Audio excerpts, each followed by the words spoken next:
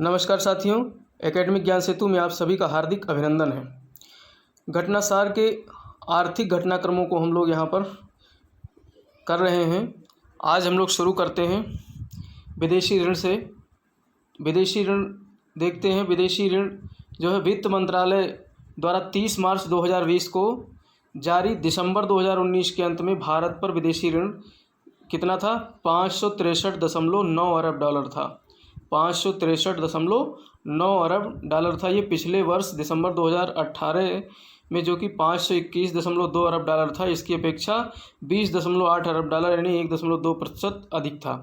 तो देखिए, ये हमें यहाँ पर नहीं इतना सब कुछ नहीं याद रखना है। हमें यहाँ पे जो प्रश्न आ सकते हैं वो विदेशी ऋण से संबंधित जो आंकड़े जारी किए जाते हैं वित्त मंत्रालय द्वारा जारी किए जाते हैं। और इस वर्ष यानी कि 30 मार्च 2020 को जो जारी किया गया था, ये दिसंबर 2019 के अंत तक का था। तो 563.9 अरब डॉलर का विदेशी ऋण है और पिछले साल की अपेक्षा इस साल ज़्यादा है। ठीक है, लगभग 1.2%। अब देखिए इसमें कौन कौन से मत सर्वाधिक हैं। तो देखिए, दो प्रकार के विदेशी ऋण दो ही कैटेगरी में बांटे जाते हैं, दीर्घकालिक ऋण और अल्पकालिक ऋण। तो दीर्घकालिक ऋण सबसे अधिक है 81.1% और अल्पकालिक ऋण 18.9% है, उससे कम है। अब विदेशी ऋण की अगर हम किन किन मदों में जो है विदेशी ऋण बटे हुए हैं, तो कुल विदेशी ऋण को अगर हम बात करें तो विदेशी वाणिज्यिक उधारियां जो है सबसे अधिक है। एक्सटर्नल कॉमर्शियल बोरोइंग्स लगभग 39.7% है। नियर अबाउट 40% जो है वो क्या है? बोरोइंग्स हैं। एक्सटर्नल कॉमर्शियल बोरोइंग्स हैं, उधारियां हैं। और दूसरे नंबर पे है एनआरआई जमाएँ 23.6% पे एनआरआई डिपॉजिट्स हैं। और इसके बाद में अल्पकालिक व्यापार ऋण है 18.2%। तो इस तरीके से ये हम समझ सकते हैं सबसे अधिक विदेशी ऋण में सबसे अधिक हिस्सा किसका है? तो विदेशी वाणिज्यिक उधारियां का है, कॉमर्शियल बोरोइंग्स का है। ठीक, तो ये है। और कुल विदेशी ऋण जो जीडीपी की अगर बात करें तो 563.9 अरब डॉलर, ये जीडीपी का लगभग 20.1% पड़ता है। नियर अबाउट 20% जो है कुल जीडीपी का विदेशी ऋण भारत पर चढ़ा हुआ है। देख लीजिए कितना बड़ा हिस्सा विदेशी ऋण का चढ़ा हुआ है। तो ये जो है 563.9 अरब डॉलर है, यानी कि लगभग 564 अरब डॉलर है। और विदेशी व्यापार की अगर हम बात करें 2019-20 के लिए विदेशी व्यापार जो है, तो इसके आंकड़े वाणिज्य एवं उद्योग मंत्रालय ने 15 अप्रैल 2020 को जारी किया।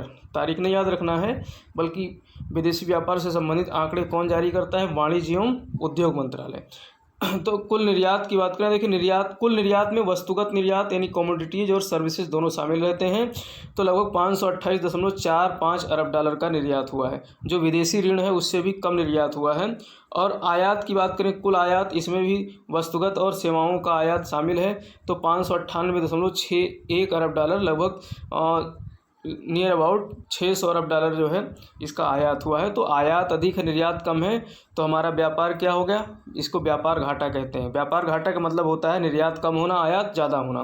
तो ये कितना है? 70.16 अरब डॉलर का व्यापार घाटा है, या व्यापार शेष भी कहते हैं, इसको ट्रेड डेफिसिट कहा जाता है। ठीक, तो देखिए यहाँ पर जो प्रश्न यहाँ से बन सकता है, पिछले वर्ष 2018-19 की तुलना में कुल निर्यात एवं कुल आयात दोनों में कमी आई है। निर्यात भी कम हुआ है और आयात भी कम हुआ है। इसके कारण व्यापार घाटा भी घटा है। हालांकि व्यापार घाटे का घटने का ये मकसद नहीं, मतलब ये कोई कारण नहीं है, लेकिन अगर मान लेते हैं निर्यात जो है अपेक्षाकृत कम घटा है आयात की जो है तुलना में, तो घाटा ज़्यादा हो जाएगा। और निर्यात जो है कम घटा है और निर्यात अधिक घटा है और आयात कम घटा है, तो घाटा ज़्यादा हो जाएगा। तो ये होता है कुल मिलाकर के। विदेश व्यापार नीति जो है ये 2015 में जारी हुआ था। नई विदेश व्यापार नीति, न्यू ट्रेड पॉलिसी जो है, तो न्यू फॉरेन ट्रेड पॉलिसी 2015 में, जिसे अप्रैल 2015 में जारी किया गया था, जो 5 वर्ष के लिए था, 2015 से 20। इसकी समय सीमा में 1 वर्ष की वृद्धि कर दी गई है। अब यह नीति 31 मार्च 2021 तक लागू रहेगी। ये सब कोविड की वजह से हो रहा है, तो इसे 31 मार्च 2021 तक फैक्ट याद रखना। चैंपियंस पोर्टल क्या है? प्रधानमंत्री ने 1 जून 2020 को एमएसएमई सेक्टर की मदद हेतु चैंपियंस पोर्टल लॉन्च किया। तो चैंपियंस पोर्टल इतना ध्यान रखना, ये किससे संबंधित है? एमएसएमई सेक्टर की मदद के लिए जो इसे जारी किया गया है। अब देखिए एमएसएमई सेक्टर को बढ़ावा देने के लिए अभी हमने पिछले वीडियो में क्या पढ़ा था कि इसकी परिभाषाओं में जो है परिवर्तन किया गया है, अब जो है इसका दायरा बढ़ा दिया गया है। तो इसीलिए एमएसएमई सेक्टर को जो है मदद करने के लिए चैंपियंस पोर्टल लॉन्च किया गया। और पाई क्या चीज़ है? पाई जो है भारतीय राष्ट्रीय भुगतान निगम एनपीसीआई, अब चूँकि ऑनलाइन पेमेंट को बढ़ावा दे रही सरकार, जैसे फास्टैग है, रुपे है, यूपीआई है, आधार से भुगतान है, तो ये सब भुगतान कैसे हैं? ये सब सरकारी भुगतान होते हैं, सरकारी जो है पोर्टल हैं। तो भारतीय राष्ट्रीय भुगतान निगम एक जो है कॉरपोरेशन बनाया गया है एनपीसीआई। तो ये इनके फास्टैग और रुपे, यूपीआई, आधार से भुगतान के बारे में जनता में जागरूकता बढ़ाने के लिए कृत्रिम बुद्धिमत्ता एआई आधारित चैटबोट पाई लॉन्च किया है। एक चैटबोट है पाई जो है, और इसे विकसित किया है बेंगलुरु की स्टार्टअप कंपनी कोरोवर प्राइवेट लिमिटेड ने विकसित किया है। खरीफ फसलों के लिए न्यूनतम समर्थन मूल्य एमएसपी जो है, ये क्या है? एमएसपी मिनिमम सपोर्ट प्राइस जो है वर्ष 2020-21 के लिए जो है ये खरीफ फसलों के लिए जारी हुआ है। तो देखते हैं पहले एमएसपी क्या है। एमएसपी कृषि फसलों की वो कीमत है जिस पर सरकार किसान से उपज को खरीदने को बाध्य होता है, भले ही बाजार मूल्य किन्हीं कारणों से एमएसपी से कम ही क्यों न हो। वस्तुओं जो उपज है, उपज का बाजार मूल्य किसी कारण से कम भी हो जाए अधिक उत्पादन होने की वजह से, तो भी सरकार जो एमएसपी निर्धारित करती है उस मूल्य पर सरकार जो है किसानों से उपज खरीदने को बाध्य होती है, इसीलिए एमएसपी लाई जाती है। एमएसपी की संस्तुति सीएसीपी यानी कृषि लागत एवं मूल्य आयोग द्वारा वर्ष में 2 बार, क्यों? क्योंकि एक रबी फसल होती है, एक खरीफ फसल होती है, तो इन दोनों फसलों के लिए बुआई से पूर्व मतलब निर्धारित की जाती, संस्तुति की जाती है सीएससीपी द्वारा बुआई से पहले, जिस पर अंतिम निर्णय केंद्रीय मंत्रिमंडल की आर्थिक मामलों की समिति सीसीईएम ये जो है लागू करती है। कैबिनेट ऑफ जो है इसको कहेंगे central cabinet of economic affairs जो है, ये central committee of economic affairs जो है इस पर मुहर लगाती है। तो खरीफ फसलों के लिए अभी जो नई एमएसपी की घोषणा 1 जून 2020 को की गई है, तो उसमें हम लोग देखते हैं। देखिए यहाँ पर खरीफ फसल भी हम समझ लेंगे। यहाँ पे हमारे 2 प्रश्न क्लियर होंगे, एक भूगोल का कि प्रश्न ऐसा भी आ जाता है निम्न में से कौन सी फसल खरीफ की है या रबी की है या नहीं है। तो यहाँ पर हम देखते हैं, तो खरीफ फसलों में जो है सामान्य धान तो मुख्य फसल है ही खरीफ फसल की, तो यहाँ पर 2 प्रकार के धान पर जो है एमएसपी जारी की जाती है। एक सामान्य धान जो 19-20 में 1815 रुपये प्रति कुंटल था, और इसे 2020-21 में 1868 रुपये कर दिया गया है, ये याद रखना है खाली। और ये इसमें 53 रुपये की वृद्धि की गई है पिछले साल की अपेक्षा। तो सामान्य धान 1815 रुपये से इसका रेट बढ़ा करके एमएसपी का 1868 रुपये कर दिया गया है, जिसमें 53 रुपये की वृद्धि हुई। इसी प्रकार से एक दूसरा धान है ए ग्रेड का धान जो 1835 रुपये था पिछले साल, इसमें एमएसपी बढ़ा करके 1888 रुपये कर दिया गया है, 53 रुपये की इसमें वृद्धि की गई है। और एक नाइजर सीड है, इसे ध्यान रखना है, नाइजर सीड में एमएसपी में सर्वाधिक वृद्धि की गई है।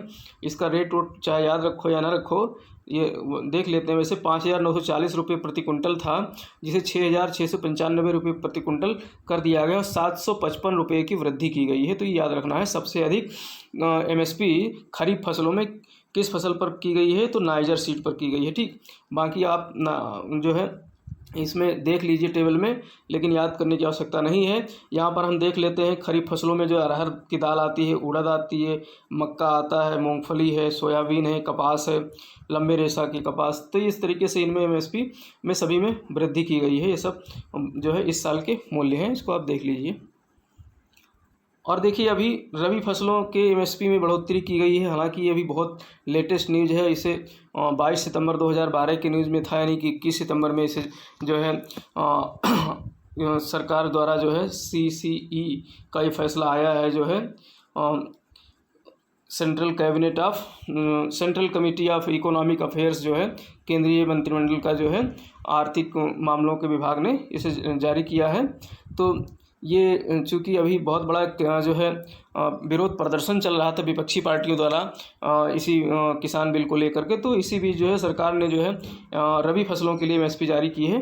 हालांकि ये महत्वपूर्ण नहीं, क्योंकि ये अभी किया गया है सितंबर में, तो प्रश्न आने की संभावना नहीं है इसमें। लेकिन देख लेते हैं हम लोग, फिर भी पिछले वर्ष के इसमें रेट दिए हुए हैं। तो 2019-20 में गेहूं का जो रेट था 1925 रुपये प्रति कुंटल था, अब इसे 50 रुपये से बढ़ोतरी की गई है, 1975 कर दिया गया है, ठीक, एमएसपी। और जो है चना है, मसूर है, सरसों है, कुसुम है, ये सब रबी की फसलें हैं, ठीक है, तो इसे ध्यान रखना है।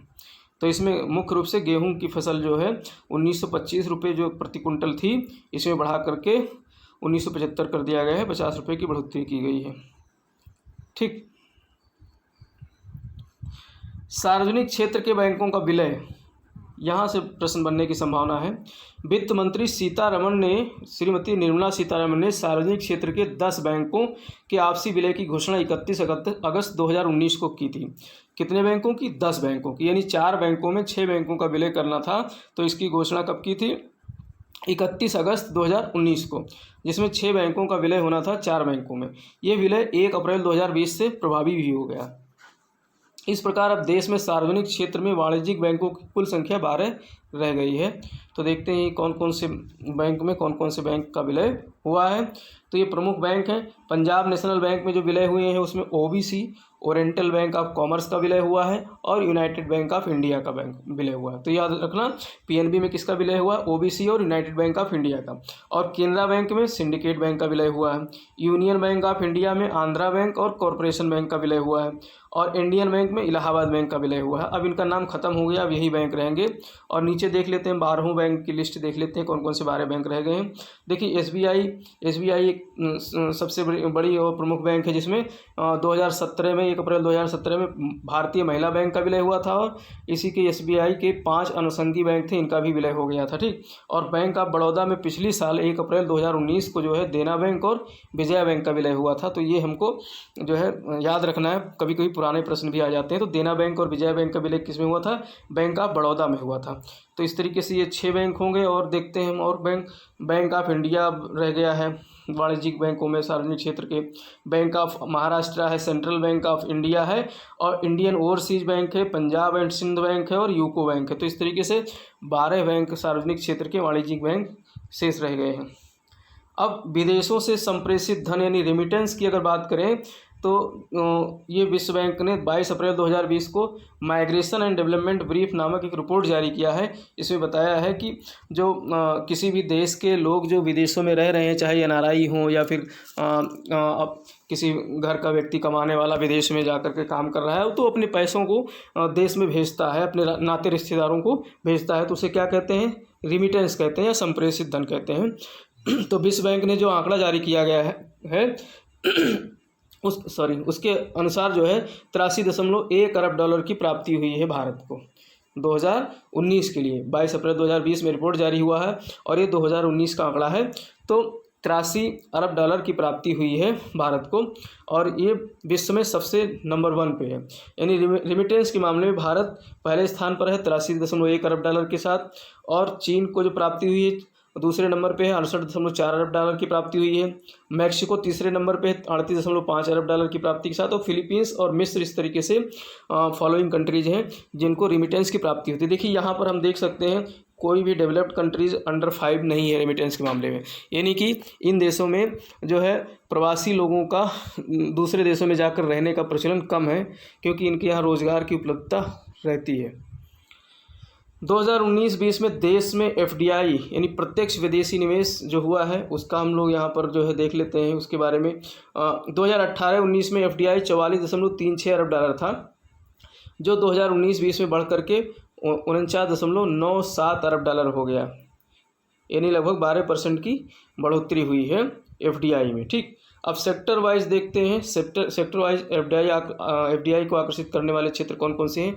तो सबसे अधिक जो एफडीआई आकर्षित करता है वो सर्विस सेक्टर है, सेवा क्षेत्र, यह ध्यान रखना। और दूसरे नंबर पे कंप्यूटर सॉफ्टवेयर एंड हार्डवेयर है। तीसरे नंबर पे ट्रेडिंग है। चौथे नंबर पे दूरसंचार है। फिर ऑटोमोबाइल है, निर्माण है और रसायन क्षेत्र है। तो सब ये 2-3 याद रखना है, service sector, computer and software and hardware और ट्रेडिंग और दूरसंचार, ये याद रखना है। और देखिए भारत में एफडीआई के स्रोत देश क्या हैं, मतलब किन देशों से सबसे अधिक एफडीआई भारत में हुआ है। तो सबसे पहले नंबर पे सिंगापुर है, सिंगापुर से भारत में एफडीआई काफ़ी हुआ है। दूसरे नंबर पे मॉरिशस है। तीसरे नंबर पे नीदरलैंड्स है और उसके बाद अमेरिका है। फिर केमैन द्वीप समूह है। अब देखिए यहाँ पर केमैन द्वीप समूह आप लोगों ने पहली बार इसका नाम सुना होगा और बहुत से लोगों ने नहीं सुना होगा। तो देखते हैं, इसको हम लोग मानचित्र में समझने का प्रयास करेंगे। देखिए केमैन आइलैंड जो है ये ब्रिटिश समुद्र पारीय एक स्वायत्त देश है, यानी ब्रिटिश के अंडर में जो है ये देश एक स्वायत्त देश है। और केमैन आइलैंड कैरिबियन सागर में स्थित है ये, और इसकी राजधानी की बात करें तो जॉर्ज टाउन है। और इसमें 3 द्वीप हैं बड़े बड़े, ग्रैंड केमैन, केमैन ब्रैक और लिटिल केमैन। ठीक है, अगर नक्शे में इसको देखा जाए तो देखिए यहाँ पर कुछ नक्शा इस तरीके से दिखाई दे रहा होगा आप लोगों को। ये है जो है USA, ये क्या है यूनाइटेड स्टेट्स अमेरिका है, और ये गल्फ ऑफ मैक्सिको है, मैक्सिको की खाड़ी है, ये अटलांटिक महासागर है। ठीक है, और ये बहामास द्वीप है, और ये कैरिबियन द्वीप ये सारे हो जाते हैं, और ये कैरिबियन सागर है।